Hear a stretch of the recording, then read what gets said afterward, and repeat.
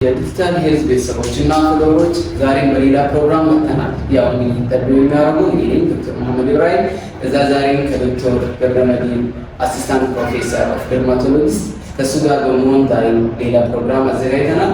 እሱም ፕሮግራም አብረን የምናየው ይሆናል። ፕሮግራማችን የሚለው ቶፒካችንን የፀጉር መርገፍ የሚለው ላይ ዛሬ የሚሆነውና እንግዲህ ዛሬ እንደተለመደው ወደ ዶክተር አስተላልፋቸዋለሁ። ዶክተር ራሱን ያስተዋውቅና ከዛ ወደ ፕሮግራማችን እንመለሳለን። ያው ገጽታው እሱ ዶክተር ገብረመድህን ብየለት እባላለሁ። አማራ ዩኒቨርሲቲ በረዳት ፕሮፌሰርነት መምህርነት በኤክስፋር ሆስፒታል ደግሞ በቆዳና አባላዘር ክሊኒክ በሐኪምነት አገለግላለሁ። በተጨማሪም በግል ክሊኒክ የቆዳና አባላዘር ሕክምና በመስጠት ላይ ይገኛል። ያው እንግዲህ ወደ ቶፒካችን ስንመለስ የፀጉር መርገፍ የሚለው እንግዲህ ብዙ ጊዜ ሰዎች ይቸገራሉ። ፀጉር ይወልቃል፣ እየሳሳኝ ያለው ብለው ይቸገራሉ። እስኪ ይህን ነገር መንስኤው ምንድን ነው? ምን የሚያመጣው የፀጉር መርገፍ በሕክምና አሎፔሺያ ይባላል። ሊትራሊ ደግሞ አሎፔሺያ ነው የሚባለው። አሎፔሺያ የተለያየ አይነት ምክንያቶች አሉት። በሕክምና በሁለት አይነት ብሮድ ይከፈላል። ስካሪንግ እና ነን ስካሪንግ ተብሎ ማነው ጠባሳ ሰርቶ ጠባሳ የሚሰራና ጠባሳ ያልሰራ የፀጉር መሳሳት ላይ ክላሲፋይ እናደርገዋለን። አብዛኛው ጊዜ የሚከሰተው ግን ጠባሳ የማይሰራው ደግሞ ነን ስካሪንግ አሎፔሺያ የምንለው። ነን ስካሪንግ አሎፔሺያ የምንላቸው ኮዞች ውስጥ ሞስት ኮመን ኮዝ የምንለው ደግሞ እንደዚህ አንድሮጀኔቲክ ሜል ፓተርን አሎፔሺያ ወይ ደግሞ ሜል ፓተርን አሎፔሺያ የምንለው ወይ ደግሞ ራሰ በራያነት የምንለው አይነት ማለት ነው። ራሱ የቻለ የተለያየ ፓተርን አለው። ሌላ ደግሞ ከኢንፌክሽን ጋር ተያይዞ በተለይ ልጆች ላይ ብዙ ጊዜ አመጋገብ ላይ ሊከሰት ይችላል።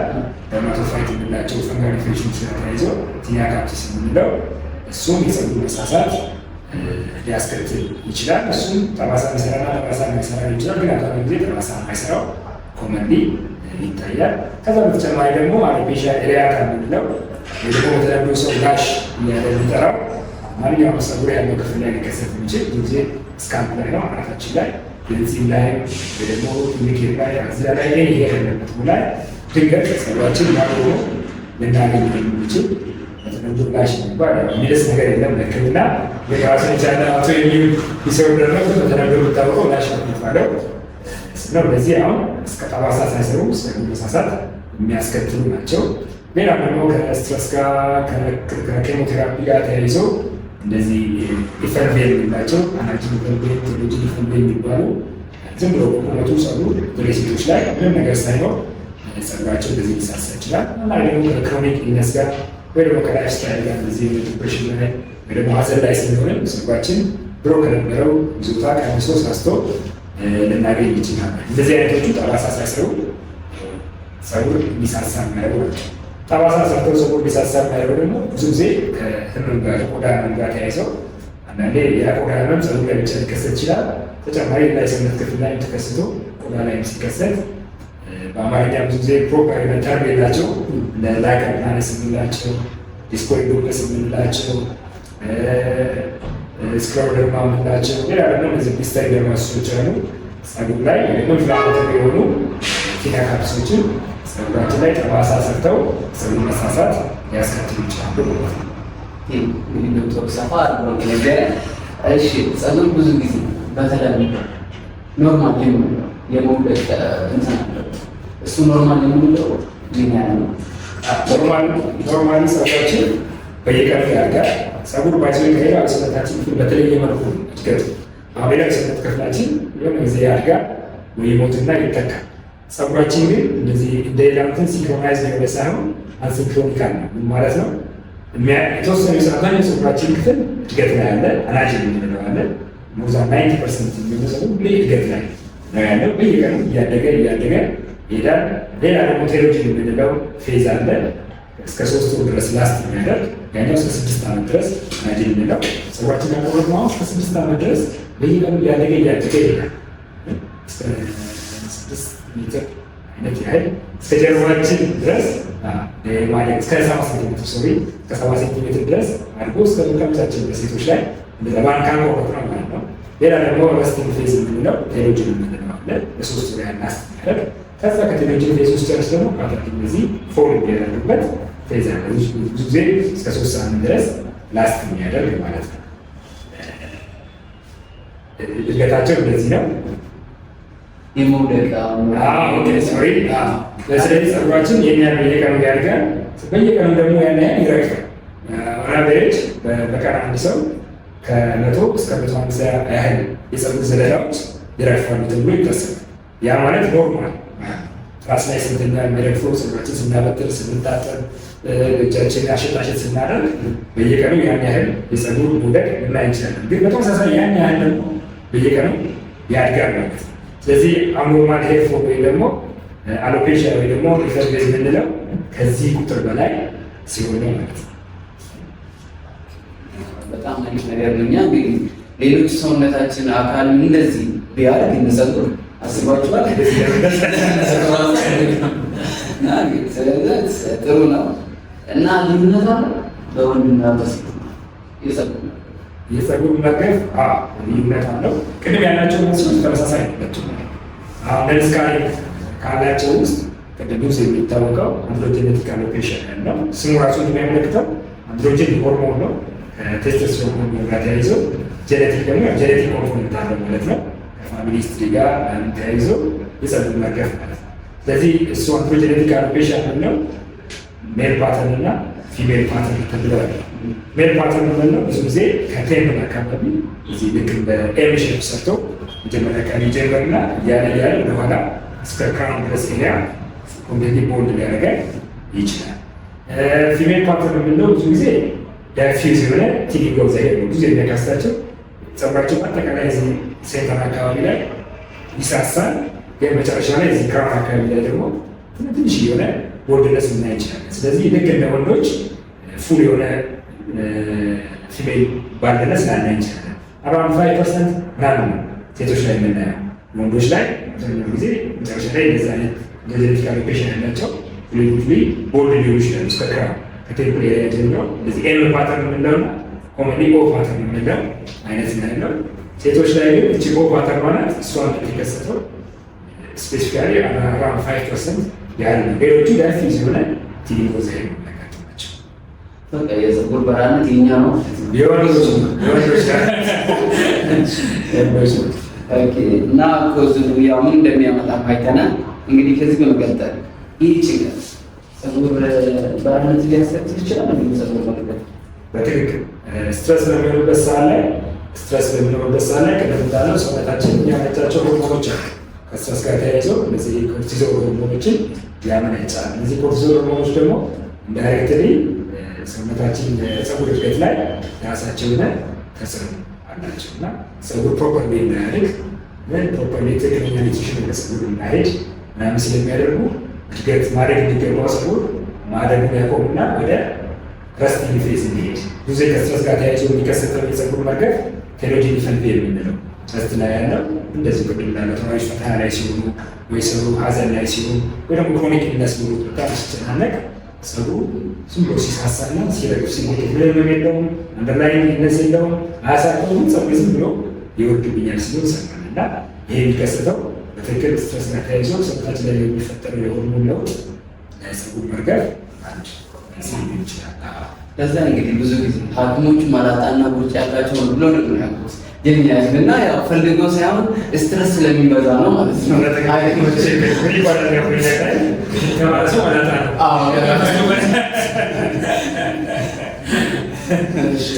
እና ከዚህ መቀጠል የፀጉር አቋራጭ ብዙ ጊዜ የተለያየ ሰው ይህ የፀጉር አቋራጭ የተለያዩ ሻምፖች መጠቀም የፀጉር ማድረግን ያመጣል። እንዴት የፀጉር አቆራረጥ በተለይ ሴቶች ላይ ሄር ስታይል ሲደረግ የሚጠቀሙት እንትኖች አንዳንድ ኬሚካሎች በተለይ እነዚህ አፍሪካንስ ላይ ሄራችንን ትንሽ ቲክ ኢትዮጵያዎች ዋ የተሻለ ደህና ነው ስትሬትን ለማድረግ ሂት ይጠቀማሉ።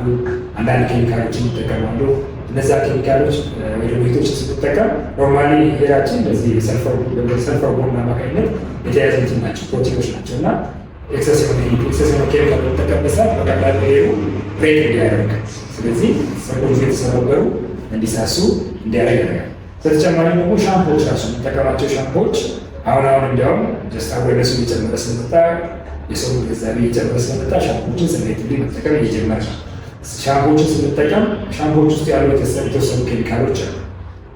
ለዲተርጀንትነት የሚጠቅሙ ፀጉራችን ቆሻሻ ለማስለቀቅ የምንጠቀማቸው ኬሚካሎች አሉ። ላይክ ኮመንት ያሁን የድሮ ሻምፖች ላይ ያሉ ሰልፌት የምንለው ኬሚካል አለ።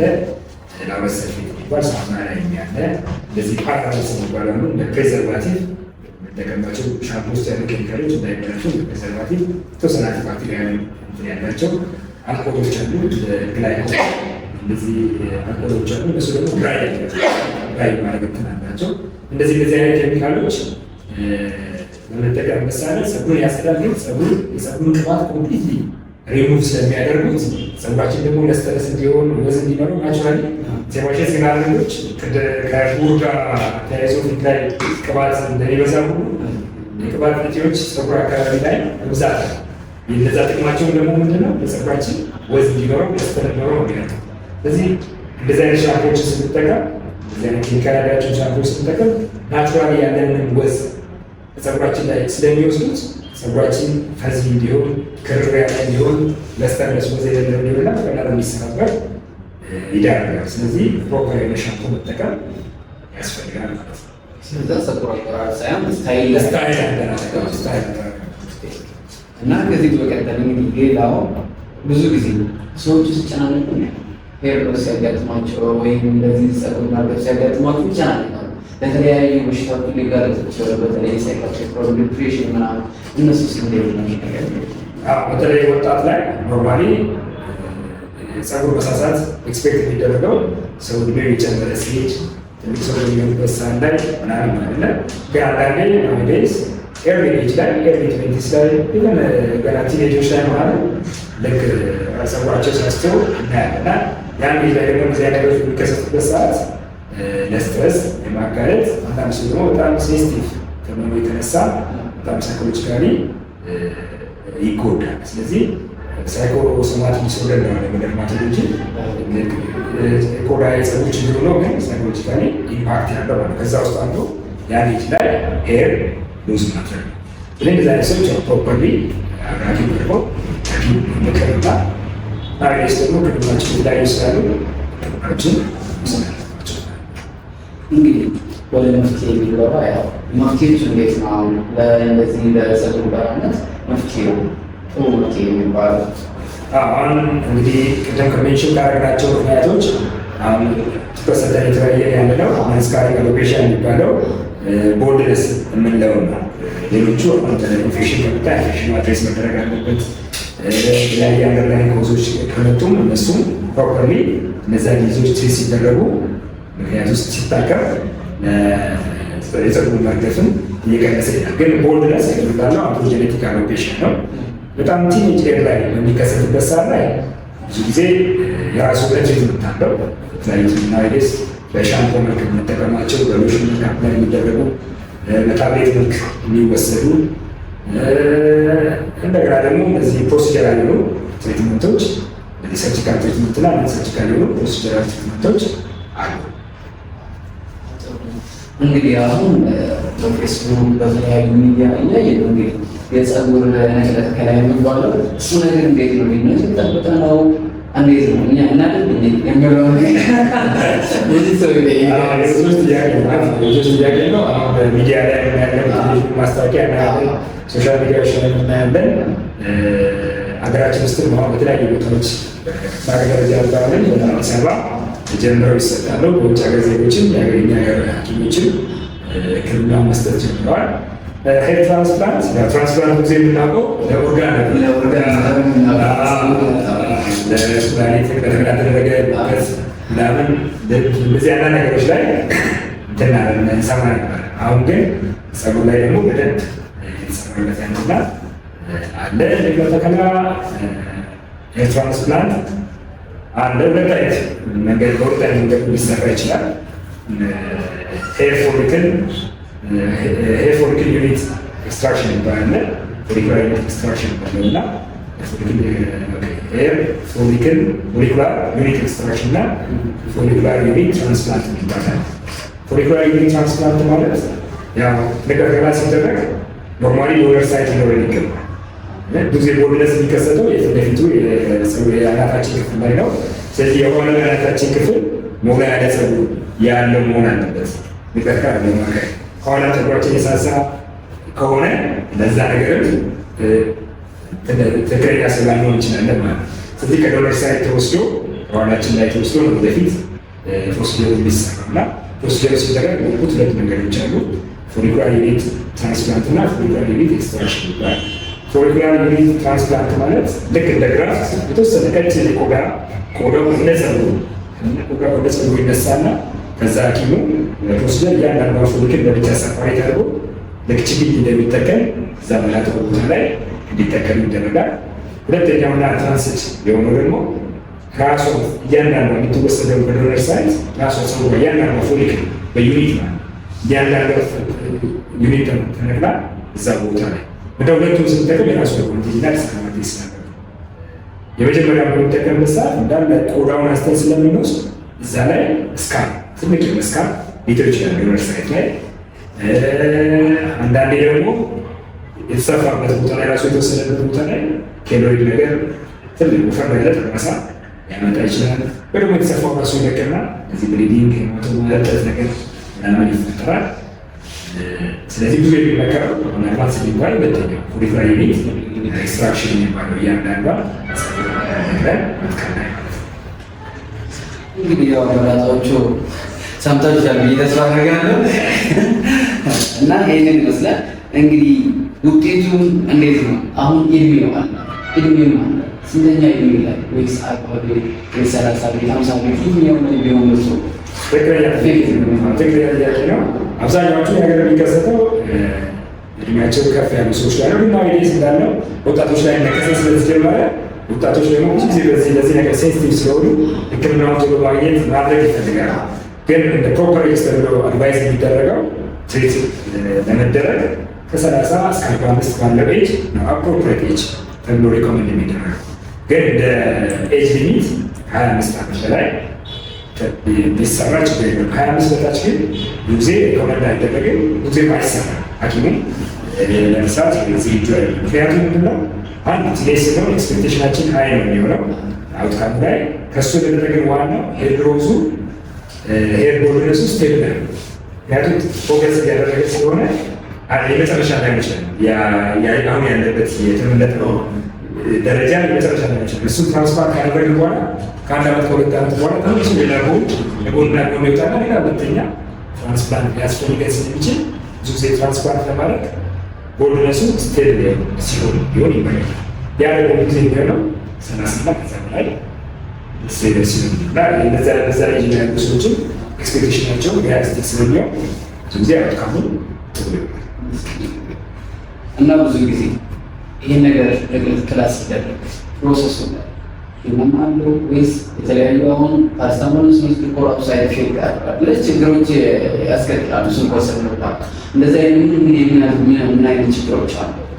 ልክ ለማንኛውም ሰርጂካል ፕሮሲጀር ለካሜራ ሲደረግ ያው ዝም ብሎ አምስት ስለየ ብቻ ያለው አይሰራለትም።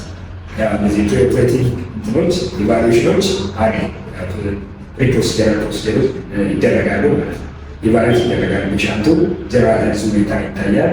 እዛ ስካልፕ ላይ ደግሞ ሌላ ተጓዳኝ ህመም ካለ አክቲቭ የሆነ ፎርፎር ካለ ሌላ ስካልፕ ፎሊኩላይተስ ነገር ካለ የቀደም ያላቸው ደግሞ እንደዚህ ስካልፕ የሚያመጡ ሴሮሶሪያሲስ አለ፣ ስካልፕ ሶሪያሲስ ሌላ ብዙ አይነት ቆዳ እንትኖች አሉ። ከእንደዛ ደግሞ ፍሪ መሆን አለበት ማለት ነው። ከዚህ የሆነ ከቦልነስ ውጭ ሌላ ተጓዳኝ እንትን መኖር የለበትም። ካለ መጀመሪያ ያ ነገር አድሬስ መደረግ አለበት።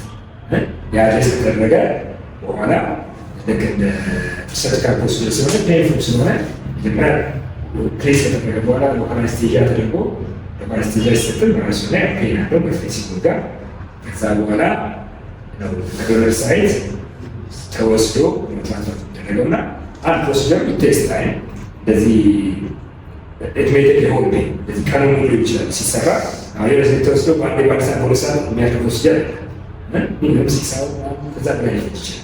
ዶነር ተወስዶ ከዛ እያንዳንዱ ፎሊኩላር ብቻ ተደረጋ ከዛ ላይ እያንዳንዱ አተግና አንዴ ቀን ሊሆን ይችላል ፕሮሲጀሩ እና የራሱ ፔን አለው። ተሰርቶ ካለቀ በኋላ የአነስቴዥያው በሚለቅበት ሰዓት ላይ ዶነር ሳይት የተወሰደበት ቦታ ፔን ይኖራል።